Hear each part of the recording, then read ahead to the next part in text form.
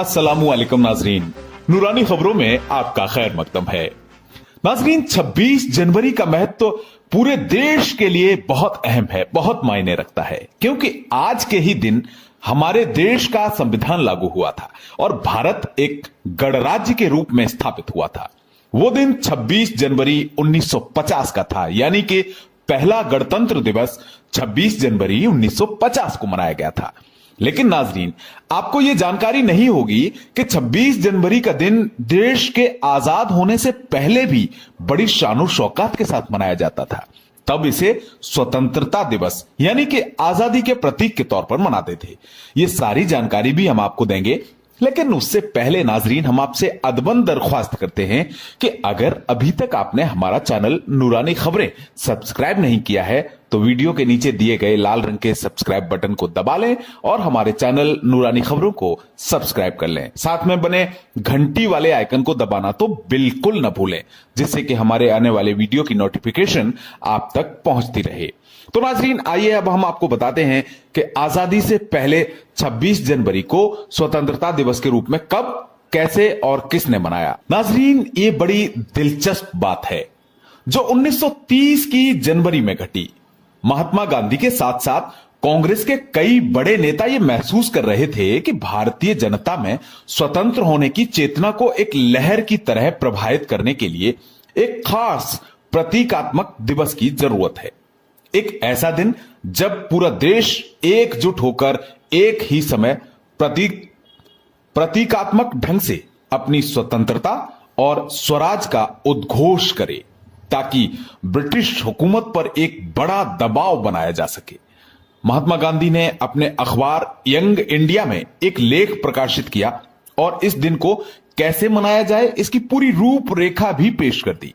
गांधी जी के मन में इस तरह के दिन की एक परिकल्पना लंबे समय से चल रही थी। उन्होंने लिखा, इस दिन की घोषणा सारे गांवों और शहरों में एक साथ एक ही समय की जाए।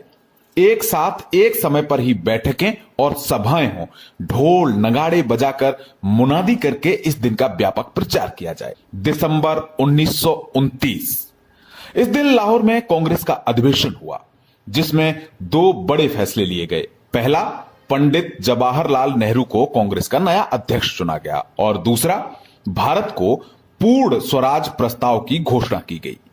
इसके तहत यह तय किया गया कि जनवरी के आखिरी रविवार को पूरा देश स्वतंत्रता दिवस के रूप में मनाएगा। जनवरी का आखिरी रविवार 26 तारीख को पड़ रहा था। इस तरह देश ने पहली बार आजाद होने से भी पहले 26 जनवरी 1930 को आजादी का दिन मनाया। इस दिन को याद करते हुए जवाहरलाल नेहरू ने अपनी आत्मकथा में लिखा है, हमने ये दिन पूरे उल्लास के साथ मनाया। पूरा देश अंग्रेजों से आजादी चाहता था और देश की आकांक्षा इस दिन के सैकड़ों आयोजनों में बिजली की तरह दौड़ती दिखाई दी। कलकत्ता, मुंबई, दिल्ली और लाहौर ही नहीं, बल्कि देश के कई छोटे शहरों में भी हजारों की तादाद में लोग जमा हुए। उन्होंने एक साथ एक ही समय भारतीय झंडा फहराया और पूरे शांतिपूर्ण तरीके से इस प्रतीकात्मक दिन को मनाया। अंग्रेज सरकार इस दिन की राष्ट्रव्यापी सफलता को देखकर हैरान थी। लोगों का अनुशासन देखने लायक था। लोग अमन चैन के साथ सभाओं में जुटे, झंडा फहराया और दिन के बचे हुए समय को गांधी जी की अपील के मुताबिक चरखा काटने, सफाई करने और गरीबों की मदद करने जैसे रचनात्मक कार्यों में लगाया। उसके बाद यह परिपाटी बन गई और 26 जनवरी आते ही लोग इसे स्वतंत्रता दिवस की तरह मनाने लगे। लोगों में 26 जनवरी का उत्साह स्वतंत्रता दिवस की तरह दिखाई देने लगा। स्वाधीनता संग्राम के नेताओं की तरफ से अपीलें होती, अलग अलग तरह के कार्यक्रम होते, झंडा फहराया जाता और स्वतंत्रता के गीत गाए जाते। अंग्रेजों की गुलामी कर रहा भारत अगले 17 सालों तक 26 जनवरी के दिन को आजादी के दिन की तरह मनाता रहा। जब भारत को एक आजाद देश के रूप में घोषित करने का वक्त आया, तब जनता और कांग्रेस के कई नेताओं की ओर से यह दबाव बनने लगा कि इस शुभ समाचार के लिए 26 जनवरी का दिन ही चुना जाए। लेकिन अंग्रेजों के अनिर्णय के कारण 26 जनवरी 1947 की तारीख बीत गई। 20 फरवरी 1947 को लॉर्ड माउंटबेटन को भारत का वायसराय बनाया गया और उन्हें लक्ष्य दिया गया कि 30 जून 1948 से पहले भारत को आजाद घोषित कर दिया जाए।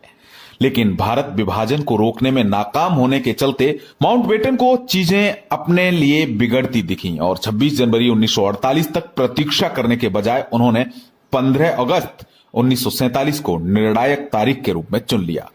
इसका एक कारण यह भी था कि द्वितीय विश्व युद्ध के समापन के रूप में 15 अगस्त 1945 को जापान ने मित्र राष्ट्रों के सामने समर्पण किया था। इसलिए माउंटबेटन ने उसकी दूसरी वर्षगांठ को इस महत्वपूर्ण अवसर के लिए चुना। माउंटबेटन ने तारीख आगे न खींची होती तो भारत को आजादी 26 जनवरी 1948 को मिलती। भारतीय नेता जो लंबे समय से आजादी की लड़ाई लड़ रहे थे, उन्हें माउंटबेटन द्वारा तय वक्त से पहले आजादी की तारीख घोषित करने में समस्या हुई, क्योंकि उनमें से ज्यादातर को जल्द से जल्द आजादी चाहिए थी। चूंकि कांग्रेस के कई नेताओं और जनता के एक खास वर्ग के बीच 26 जनवरी के प्रति रचनात्मक भावनात्मक लगाव पहले से ही बना हुआ था, इसलिए 1951 में जब पूरे देश में भारतीय संविधान लागू किया गया और इसे एक गणतंत्र घोषित किया गया, उसके लिए 26 जनवरी की तारीख चुनी गई। तो नाजरीन, ये दिन पहले से ही बहुत महत्वपूर्ण हो गया था, अहम हो गया था। इसीलिए तत्कालीन भारत की सरकार ने इसी दिन को गणतंत्र दिवस के रूप में चुना और तब से लेकर आज तक 26 जनवरी को गणतंत्र दिवस के रूप में हम मनाते आ रहे हैं। नाजरीन, उम्मीद करते हैं कि हमारी ये जानकारी, हमारा ये वीडियो आपको पसंद आया होगा। अगर पसंद आया है तो लाइक कर दीजिए, अपने दोस्तों और अपने जानने मिलने वालों के साथ हमारे वीडियो को शेयर कर दीजिए। आपकी राय, आपके कमेंट्स, आपकी सुझाव, आपकी शिकायतें हमारे लिए महत्वपूर्ण हैं। आप अपनी शिकायतें और अपने सुझाव हमारे साथ कमेंट बॉक्स के जरिए साझा कर सकते हैं। अल्लाह हाफिज।